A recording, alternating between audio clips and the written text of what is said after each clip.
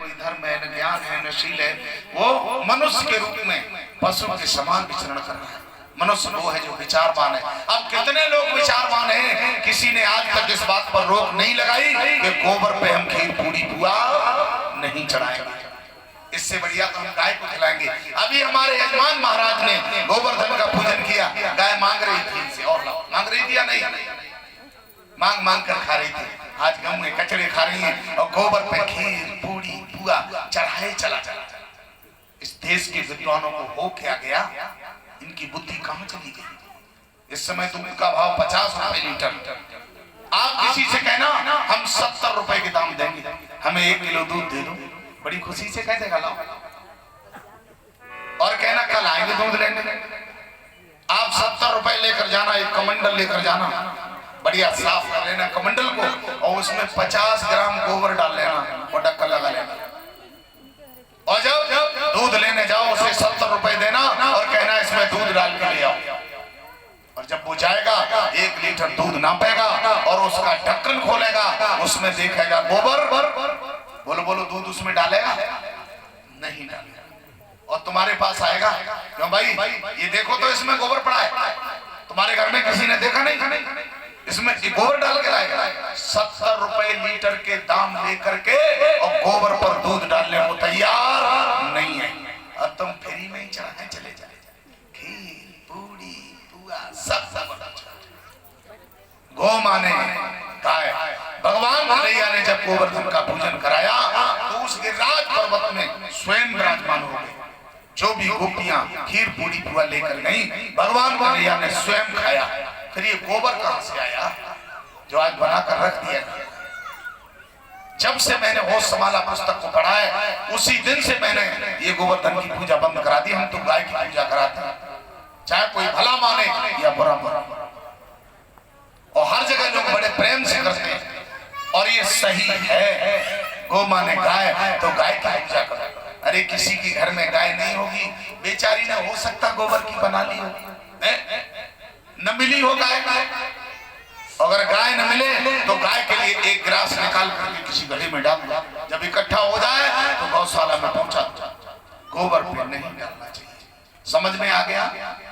ये गलत बात है, लेकिन क्या करें, लकीर के फकीर हैं। हमारी अम्मा कर, सासू अम्मा करती हैं, हम नहीं कर रहे, हमारी जेठानी कर रही तो हम नहीं कर रहे हैं।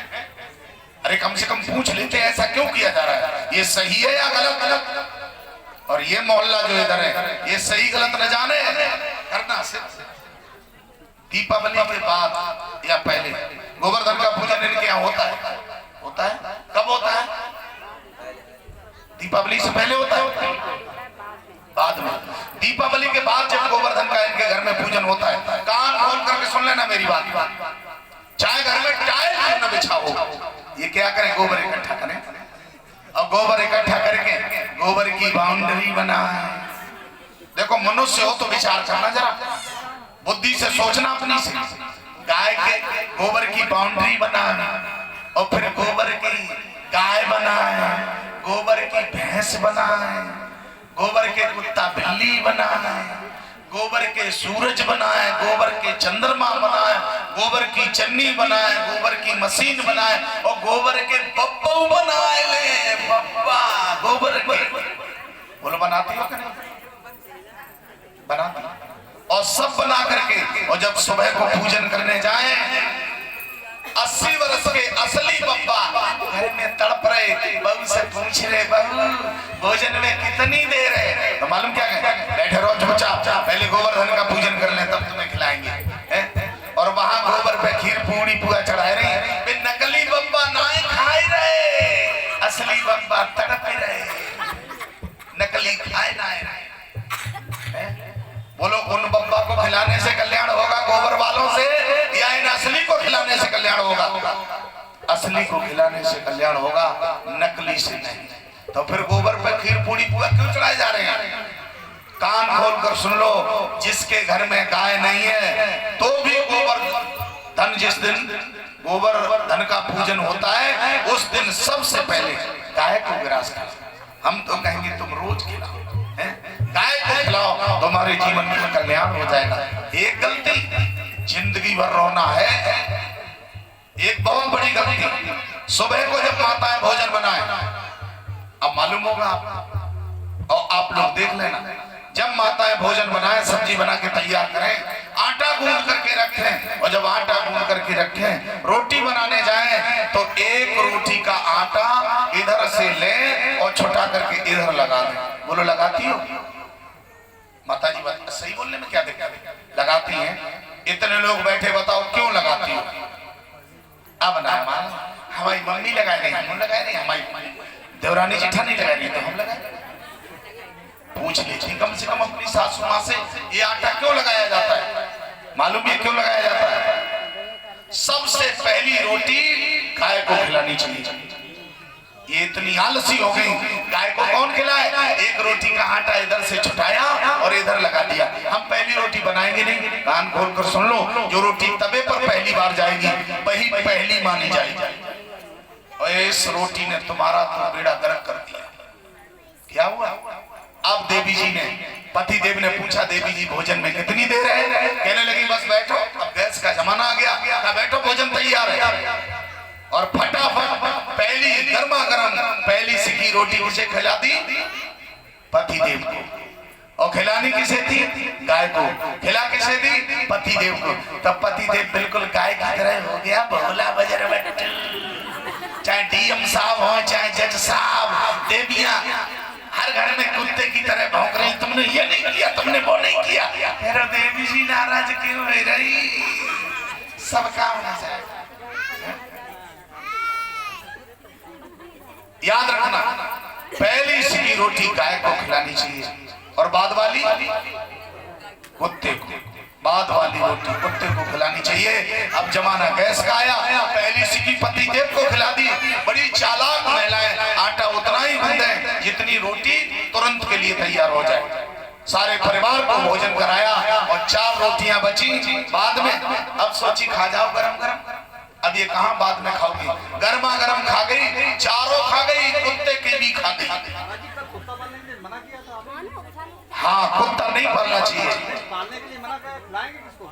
आम तौर पर तमाम कुत्ते घूम रहे, कौआ पालने को मना किया, बगुला पालने को मना किया, लेकिन प्रकृति ने सब बना कर रखे।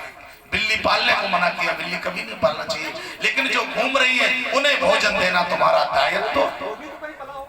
कौन? अच्छा, बिल्ली कहां पली बताओ? अच्छा, शेर कहां पला? शेर को भोजन खिलाया कभी? तो समझ लो, प्रकृति ने सबको बनाया है, भोजन प्रकृति सबको दे रही है, और जो तुम्हारे सानिध्य में है उन्हें तुम दो। है नहीं? हम शेर को थोड़ी पालते, भेड़िया को थोड़ी पालते, हम सर्प को भी नहीं पालते, लेकिन हम तो सर्पों को भी खिलाते हैं। बोलो खिलाते हो नहीं? नाग पंचमी आती है तो हमारे यहाँ सर्पों का भोजन होता है। अब कहो कि सर्प को पाल के रखे। अच्छा बोलो, पाल के तो उसे नहीं रखा जाएगा, लेकिन समय आने पर जो हमारा दायित्व है वो हम करेंगे। हमें चींटियों को भी खिलाना चाहिए, तो हम चींटियां पालेंगे थोड़ी नहीं। तो इस तरह से हम पालने वालों को पालेंगे, गाय को पालेंगे, भैंस को पालेंगे, बकरी को पालेंगे, शेर को थोड़ी पाल लेंगे। अच्छा बोलो, सही है? समझ में आई बात आपके? आप संतुष्ट हैं? हाँ, तो यही है, पालने वाले को पालेंगे, सर्पों को नहीं पालेंगे, भेड़िया को नहीं पालेंगे, शेर को नहीं पालेंगे। तो इस तरह जो पालने वाले कुत्ता आवारा घूम रहे हैं, वो हर घर पे जाते हैं हाजिरी देने और तुम्हारे दरवाजे पर बैठते हैं, तो आप बाद वाली रोटी उन्हें खिलाओ और पहली रोटी गाय को खिलाओ। आपके घर में कलह नहीं होगा। अगर कोई नहीं मिटेगा कलह, कोई कहे नहीं मिटेगा, तो मेरा नहीं, ऋषियों का चैलेंज है, आप आजमा कर देख लो।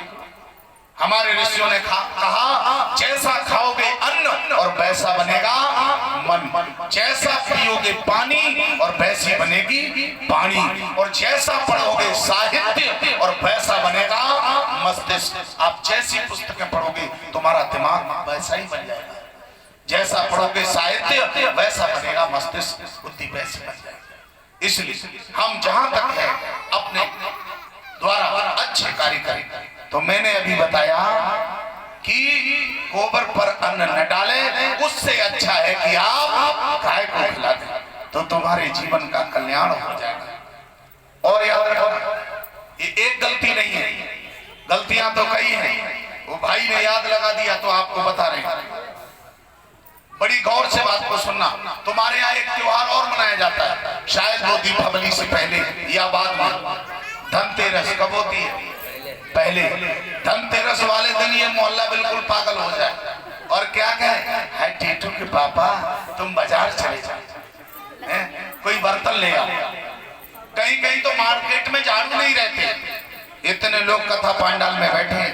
ये बताना धनतेरस वाले दिन हमें क्या खरीदना चाहिए? और बनिया अपनी बड़ी दुकान सजा कर रखता है। ये बताओ, बनिए का धन आइटम है या तुम्हारा पैसा धन है या उसका आइटम धन है? बोलो, मालूम है किसी को? नहीं मालूम। कथाएं बहुत सुनी होंगी, ये बातें तुम्हारे जीवन में काम आने वाली हैं, उन्हें हम याद नहीं, उन्हें सुनना नहीं चाहते। अब बताओ, तुम्हारा धन पैसा अगर धन है तो धनतेरस वाले दिन क्यों दूसरे को दे रहे हो? और बनिया बहुत चालाक है, धनतेरस वाले दिन बनिया अपना धन नहीं हटाएगा अपने पास से, तो उसका आइटम तो धन है नहीं। फिर तुम्हारा पैसा धन है? तुम्हारा पैसा भी धन नहीं है। फिर आप कह रहे होंगे अब धन क्या है? सबको मालूम है, जितने लोग बैठे सबको मालूम है धन है क्या, लेकिन तुम्हें भुलाया गया। सब गलत कथाएं पढ़ाई गई। इतने लोग बैठे हैं, सबको मालूम है धन क्या है, बता नहीं पा रहे आप। और बोलो, अभी बता दोगे आप? देखो बताओगे, सबको याद आ जाएगा कि गोधन गज धन बाज धन, आगे सबको मालूम। हाँ बता रही पुष्पांजलि, जब आवे संतोष धन तो सब संतोष। गोधन गज धन बाज धन और रतन खान, गाय धन है, हाथी धन है, घोड़ा धन है, हीरा जवाहरात धन है। अगर धनतेरस वाले दिन खरीदना है तो गाय खरीद लो, जमीन खरीद लो, हाथी घोड़ा खरीद लो, ये धन है, इसे कोई माई का लाल मिटा नहीं सकता। अगर तुम्हारा पैसा धन होता तो मोदी 1 मिनट में सब कागज बना दिए सबकी जेब में, बोलो बना दिया कि नहीं? धन कभी मिटता नहीं, पृथ्वी धन पर टिकी हुई है। तो धनतेरस वाले दिन ये चीजें खरीदो, लेकिन हमें भटका दिया, पूरा देश पागल है। किसे समझाएं, किसे सुधारें? बोलो बोलो, ये गलती है या नहीं है? लगातार हो रही है। याद रखिए, तो धनतेरस वाले दिन गाय खरीदो, जमीन खरीदो, हीरा जवाहरात खरीदो, तब तुम्हारे जीवन का कल्याण होगा। हाँ, और झाड़ू खरीदे तो लक्ष्मी घर में नहीं आएगी। कौन आएगा हम नहीं बताना चाहते। बोले गोविंद भगवान की जय हो। हाँ, इसलिए ऐसी गलतियां की जाए, और गलतियां तो बहुत है। कल मैंने आपको दिन में कथा श्रवण कराई थी, तो कहां पर थी कथा? भगवान राम का वनवास हुआ, और भगवान राम का वनवास हुआ और पंचवटी से सीता हरण हो गया। सीता का हरण करके वो रावण और ले गया, और कहां ले गया? लंका में लेकर के चल दिया। और जिस समय लंका में ले जाना चाहता है तो रावण को नलकुबर का श्राप लगा हुआ था कि तू किसी स्त्री का हरण करके जिस समय लंका में लाएगा तेरी लंका का विनाश हो जाएगा। इससे वो श्राप याद आ गया। इसने कहा, मैं तो सीता को लंका में ले जा रहा हूं। इसने कहा, नहीं अब नहीं ले जाऊंगा। और इसने सीता को कहा अशोक वाटिका में ठहरा दिया। सीता अशोक वाटिका में विराजमान है, और इधर राम जी जंगल में भटक रहे, पागल की तरह घूम रहे हैं, पशु पक्षी कीट पतंगों से पूछ रहे हैं, और क्या कह रहे हैं कि हे खगमृग हे मधुकर श्रेणी, और तुम देखी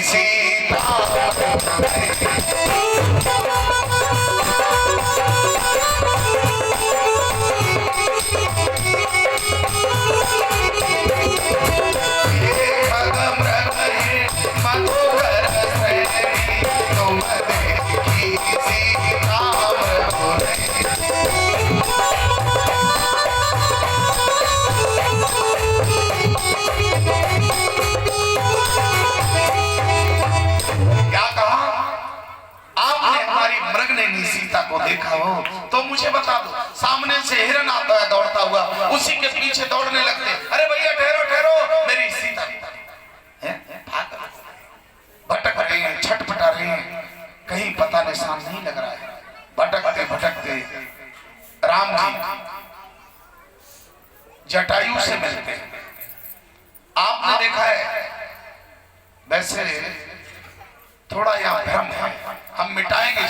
आपकी समझ में आया ना आया।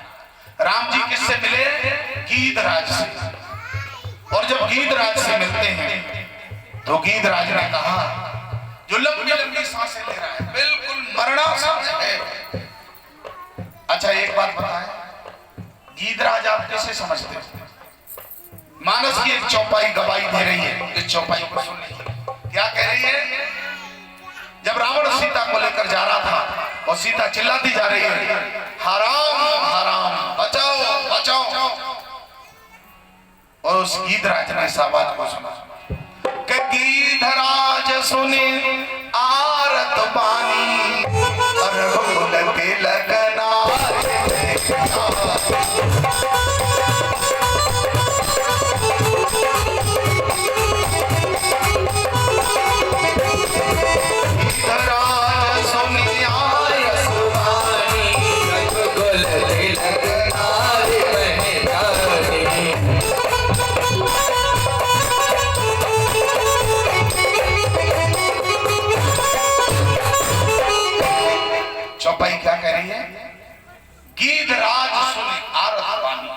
और रघुकुल तिलक नार पहचानी। पहचाना कैसे जाता है? पहचाना उसे जाता है जिसे कभी देखा हो। बोलो बात सही है? और जिसे कभी आपने देखा नहीं है, बोलो उसे पहचानोगे? उसे पहचानोगे क्या? उसे तो पहचान पहले की जाएगी। आप कौन, कहाँ के रहने वाले हो? और जब हम आपसे पहले मिल चुके हैं तो आपकी आवाज सुनते ही पहचान जाएंगे। लोग फोन पे बात करते क्या कहते हैं? पहचाना। और जो आवाज सुनिए तो लोग कहते हैं हाँ पहचान लिया, आप अमुक बोल रहे हैं। अब जब कभी देखा ही नहीं है तो पहचानेंगे क्या? गीधराज ने सीता को कब देखा? इसने कैसे पहचाना? ये रघुकुल की बधू है। जब सीता स्वयंवर हुआ तो ये गीधराज भी स्वयंवर में गया हुआ था। ये कौन है? वैसे लोग कहते हैं पक्षियों का राजा है, वैसे ये मनुष्य है। हमारे यहाँ भ्रम पैदा कर दिया, असलियत को छुपा लिया गया। लेकिन राम का पक्षी है, रावण का विपक्षी है। कौन है? रावण का विपक्षी और राम का पक्षी है। तो राम के पक्षी को पूरा पक्षी बना दिया। समझने की बात है। राम का पक्षी है और रावण का विपक्षी है, उसे पूरा ही पक्षी बना दिया, पंख लगा दिया उसको। हनुमान जी आपने सुना किसके बेटे हैं? हनुमान जी अंजनी के बेटे, और अंजनी के बेटे हैं, नाम है हनुमान। और जब सुग्रीव से मित्रता हुई राम की तो हनुमान जी ब्राह्मण का वेश धारण करके गए। मानस गवाही दे रही। बोलो गए कि नहीं गए? उस समय लंगूर है, हनुमान जी के पूंछ है? नहीं है। बोलो है? नहीं है। मनुष्य वेश में जाते हैं और राम जी से मिलते हैं। कठिन भूमि कोमल पदगामी, कबन हेत वन विचरण। कैसे विचरण कर रहे हो? परिचय हुआ और लेकर के आते हैं, कहा सुग्रीव हमारा नेता है, चलो मिलाते हैं। उस समय मनुष्य वेश और हम लोगों ने हनुमान जी की पूंछ लगा दी। हनुमान जी के पूंछ नहीं थी, हनुमान जी की पूंछ थी। रामादल में किसकी पूंछ थी? हनुमान जी की। जहां जाओ, जैसे अभी यहीं कोई कहते कि भाई देवेश जी की तो बहुत बड़ी पूंछ है, कि भाई देवेश जी की पूंछ है कि देवेश जी की पूंछ है। जिसकी ज्यादा तलाश की जाए है उसकी पूंछ होती है। लोग कहते हैं हमारी तो वहां कोई पूंछ ही नहीं, हम क्या करेंगे? वहां तो उनकी पूंछ है। तो पूंछ किसकी? हनुमान जी की पूंछ थी, लेकिन हनुमान जी के पूंछ नहीं थी। और लेकिन लोगों ने हनुमान जी की पूंछ लगा दी। उसके लिए हम क्या करें?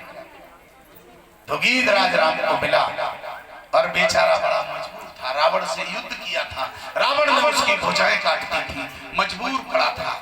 और अंतिम सांसों में राम जी ने उसका अंतिम संस्कार किया। बोले गोविंद भगवान की जय। राम जी जिस समय आगे बढ़ते हैं, हमारी बातों में थोड़ा मनन करना पड़ेगा, विचार करना पड़ेगा, मनुष्य बनना पड़ेगा, तब तो समझ में आ सकती है, वैसे आना बहुत कठिन पड़ेगा। और आज राम जी आगे बढ़ते हैं सीता की तलाश में। हाँ सीते तड़पते छटपटाते चले जाते हैं। अच्छा राम जी इतने क्यों रोए जबकि मालूम घटघटवासी अंतर्यामी है और संकेत भी मिल रहे हैं कि रावण ले गया, लेकिन फिर भी पूरी तरह से हुए पछाड़े खा रहे, आ सीते ऐसा क्यों किया? बताते राम जी का जिस समय वनवास हुआ तो जंगल में ऋषियों को पता चला कि आज राम जी का वनवास हो गया, राम लक्ष्मण सीता वन को आ रहे हैं। ऋषि बड़े प्रसन्न। पहले हमारे यहाँ गुरुकुल हुआ करते थे, तो गुरुकुल के बच्चे जो हैं गुरुजी से पढ़ रहे हैं, और उस दिन गुरुओं ने पढ़ाना बंद कर दिया। सारे गुरु इकट्ठे होकर के और बड़े प्रसन्न आपस में चर्चा कर रहे हैं। ब्रह्मचारियों ने पूछा, आज गुरुजी पढ़ाने लगे, क्या बात?